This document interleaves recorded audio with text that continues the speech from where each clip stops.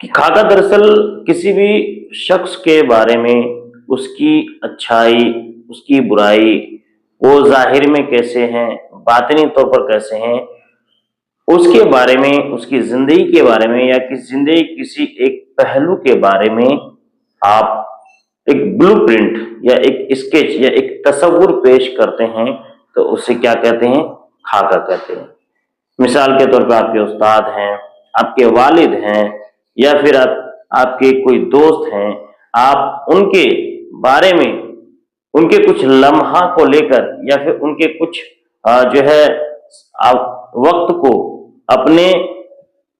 قلم سے بیان کرتے ہیں، لکھتے ہیں کہ وہ کس طرح کے آدمی ہیں، ان کے صفات کیسے ہیں، ان کے اعمال کیسے ہیں، ان کا لوگوں کے ساتھ اٹھنا بیٹھنا کیسا، ان کا مزاج کیسا ہے، ان کے حالات کیسے ہیں، ان کی کیفیت کیسی ہے۔ تو یہ ایک انسان کے بارے میں اس کی اچھائی، اس کی برائی، یا پھر اس کے ظاہری اوصاف، باطنی اوصاف، اس کے مزاج، ان سبھی چیزوں کا ایک مجموعہ ہے جس میں آپ خاکہ میں بیان کرتے ہیں۔ یہ پوری زندگی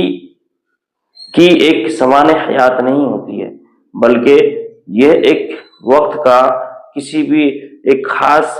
ایک کہہ سکتے ہیں کہ ایک خاص وقت کا ایک جو ہے خاکہ اس میں پیش کیا جاتا ہے۔ ٹھیک ہے، تو دیکھ سکتے ہیں خاکہ